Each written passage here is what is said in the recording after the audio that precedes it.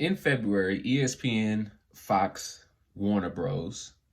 Made headlines when they announced a brand new sports streaming service that's expected to launch in the fall of 2024, and it's almost the end of March right now, so that's like 6 months away. September, which also happens to be around the time of the new NFL season.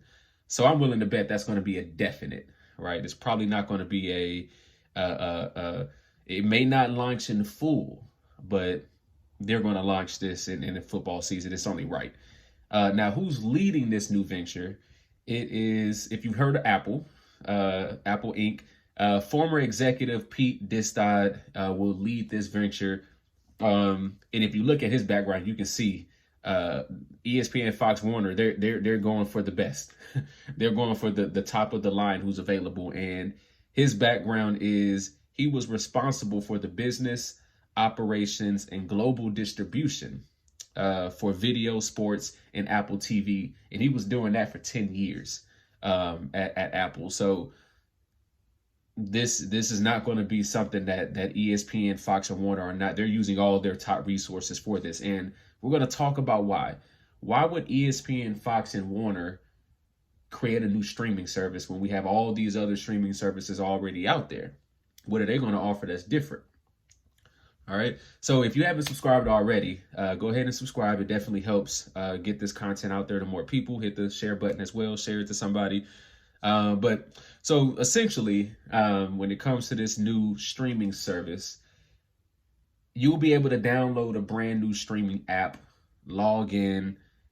For an example, let's say they are on Roku, or let's say they're on Amazon Prime, and you have all those apps. Even if they're not on any of those and they're just on your phone, whatever it is, it's going to be an app, a place where you'll be able to download this, log in, and you'll have access to all the major sports programs. All right. All the major sports programs. And if this sounds familiar, it is. If you're like me, you already probably have a bunch of these subscriptions when it comes to Amazon Prime, HBO Max, Netflix, Stars, Hulu, Peacock. I mean, everything, right? Your TVs just come with it all nowadays. YouTube even. So obviously the big dogs at Fox, ESPN, and Warner Bros., they see what business people like to call opportunity. According to Bloomberg, the idea is to capture households that are abandoning the traditional pay TV bundle or never signing up for one in the first place. So if you're like me, they're not targeting me as much as they're targeting someone who still is using cable. We haven't been using cable for about 5 to 10 years. I would say about 5 to 7 years. We've been cableless. We went cordless a long time ago. But there's a lot of people, according to the numbers, who still are. In fact, these are the numbers. It's a growing tribe. At the peak about a decade ago, more than 100 million U.S. households had cable. Now, fewer than 75 million do. And there's no bottom in sight, is what they're saying. They don't know if this can go to 50 million. This can go to 25 million, right? So who knows? Maybe we don't even have cable in the next 50 years, right? So what they're trying to do is what Fox, ESPN, and Warner doing is, when I say opportunity, they're seeing the decline. They're seeing more people go from cable to streaming. So now they're saying, okay, for what don't we offer right now? What's not out there currently? Well, what's not out there currently is ESPN, Fox on one streaming service, where you can be able to just watch everything on one streaming service. And also, there's more to that. So we have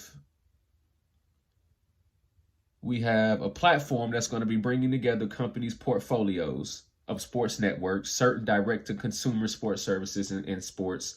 So when it comes to what they're going to be bringing up, it's a long list of ESPN and Fox's shows. So think about it. What does that mean for Undisputed? ESPN First Take. Those are two major shows right there for each of those, ESPN and Fox. You also got two of the bigger names when you talk about Skip Bayless and you talk about Stephen A. Smith. And then you add a third in there, Shannon Sharpe, who actually has worked with both. Skip Bayless has also, who's worked with each other as well. So you got this whole thing going on as well. So why is that important? Why is it important that ESPN and Undisputed be shown on the same streaming service? Well, it comes down to competition. If you haven't paid attention to Stephen A. Smith and Skip over the last, since they've left each other, and really since Shannon left, there's been some whispers of how well the networks have been doing compared to each other. The bosses at the time didn't care. They had remembered that Skip Bayless lived off of talking about Tim Tebow every day before I arrived. They had accused Skip Bayless, meaning the public, of being a caricature of himself. And even though Skip was incredibly proud of his Tim Tebow coverage and what was peeled from it, the bosses weren't necessarily enamored with it. The following day, on First Take, we did a ratings number that I'm pretty sure has never ever been done on then ESPN2 and will never ever be done by any show that's a studio show, anything other than games. Games will outdo the studio shows, but no studio show is ever going to do that kind of number on what was called E2. We threw a party. We celebrated. But what I loved the most was seeing my friend Stephen A. Smith's face, not a Tebow fan, that next day on that Monday. Stephen A. knows that he has ESPN behind him, so he knows that he has a lot of history and ammunition to say, hey, we have more streams. Skip, on the other hand, knows that he's pretty much been the top, at least until Shannon left, when it came at Fox Sports.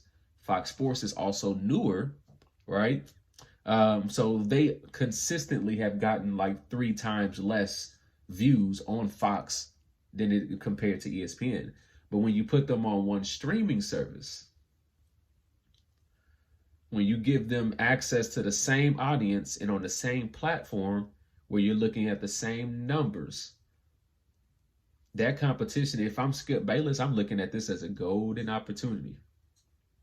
I'm looking at this as a golden opportunity because your ESPN numbers can say one thing on your app and Fox can compare to ours. But when we get on this one streaming service, let's see what it says. Are you still the 3rd time more viewers? Or is ESPN First Take going to get 3 times as many viewers on this new streaming service compared to Undisputed? Or is it going to be more like maybe 1 time more? Or is Undisputed going to be even? It may be more. You never really know, because at the end of the day, Undisputed has not finalized their roster. Now, somebody can say Skip Bayless is going somewhere, but I don't think Skip Bayless is going anywhere, because who are they going to replace him with who has more popularity, hate, good, whatever you want to call it, history, than Skip Bayless? So Fox would be stupid to get away from him. What they do is just got to find him a good partner. And so far, they haven't done that. If I was him, I would have went after Clark. I would have went after Ryan Clark. I would have been talking to him months ago, maybe a year ago, just getting good with it. But unfortunately for Skip Bayless, I don't think he's good at the rubbing elbows and making friends part. You know what I mean? He's not really that type of person. That's pretty clear. He has a lot of haters. He knows it. He probably knows that a lot of people don't really like him like that, and he's okay with that. He's clearly okay with that. But it makes it hard for you to be able to find a good partner who wants to come to your network and partner with you sometimes. He got Shannon Sharpe, but Shannon Sharpe also knew that was a great opportunity. He also couldn't keep Shannon Sharpe there, but I'm glad they split ways, because why would Shannon Sharpe stay with Skip Bayless anyway? He already knew he could be bigger. And if he didn't know it, somebody should have been able to tell him, hey, look, you don't have to stop. Like, Undisputed should not be the last place you stop. Your goal should be to be able to go independent. Just because it went down the way it went down doesn't mean that they weren't destined to split anyway. I mean, that's what the quote unquote alphas, they don't work well together all the time. That's why Shaq and Kobe split. That's why Kyrie and LeBron split. It's because they don't work together. When you have those two alphas like that, it doesn't, and it's okay. I don't think that has to be a bad thing. That's why people get mad that Kevin Durant went to Steph Curry in his prime and Klay Thompson in their prime. Is because why? Right? We're supposed to be battling to be the best, not just team wise, but individual wise. And now you're coming on my team. Right now we're joining forces. Well, we don't like that. The public doesn't like that typically, but so that's okay. That's okay. I think for the main thing when it comes to Skip and Undisputed, I believe he just needs to find his partner. It's not going to be Keyshawn. They're not going to break numbers with Keyshawn Johnson. They were never going to break any numbers with Richard Sherman anyway. I don't know what the heck was going on with him anyway. 90% of the time he couldn't talk. It was his voice, and it was just get the fuck off the TV. And Michael Irvin, I like Michael. So Michael Irvin can be a key component if he can show up more consistently, or he still needs to, if he can't, keep him on for 2 or 3 days a week, that's fine. But you still need that 5-day-a-week person to compete with a First Take, who, even though they only have Shannon Sharpe for 2 days a week, they're able to bring in JJ Redick, Ryan Clark, all these different great names because ESPN has just been doing this for so long. On the other hand, Skip and Shannon don't really do that. They're bringing in young money. Like, nobody really wants to, like, no disrespect, but he should be able to see. Nobody really wants to hear what the heck Young Money has to say on sports. Like, we don't care. We just don't. And unfortunately, people don't really rock with Paul Pierce like that either. So Paul Pierce is probably going to be on there for a year, but we don't really rock with him like that either. What makes Paul Pierce a great sports personality that he comes off as a hater. A lot of people think Paul Pierce is a hater, a LeBron hater at that. So he ain't going to give you much credibility because people already think you're a LeBron hater. So Skip needs to, if that was his decision, if he's making all these decisions, he needs to let other people make some decisions. He needs to start rubbing elbows a little bit more, getting nice with some people if he can't find somebody else that's more reputable, that's better at what they do than the people he get. Bring Max Kellerman in there. I understand he's not black, but I probably would enjoy Max Kellerman and Skip Bayless than I would Skip Bayless. I would probably enjoy Max Kellerman, Skip Bayless, and Keyshawn rather than I do just Keyshawn and Skip Bayless. I would enjoy Skip Bayless, Michael Irvin, and Max Kellerman more than I do Keyshawn, Michael Irvin, and Skip. So there's some things there that he definitely has opportunities to do. The question is he going to do it? I really think this streaming app is going to really, if I'm hearing and reading it correctly, I look at this as a competition thing that everybody should be interested in. Now, a lot of people are going to be interested in how much is this going to cost. From what I'm reading, I haven't seen anything that says that this is going to cost any less than about $40, up to about maybe about $70, $75. 40 to 50 seems to be the popular range. So that's a decent amount. If you tell me I'm going to get all these streaming services, you're talking about Disney Plus as well. I'm getting all these streaming services as far as everything that ESPN offers, everything Fox Sports offers, everything Disney Plus offers as well on one platform for $40, $45. All the events, the sports events, all that, right? That's a pretty good deal. And what does that do? That pulls you away from some of these other streaming services that you may be paying for. So what are your thoughts? Would you download this app? This new streaming service? Would you pay for it? Are you going to give it a try, or are you just going to keep doing what you're doing? Bootlegging, finding it on YouTube, doing whatever you're currently doing right now. Comment below and make sure you hit that subscribe button.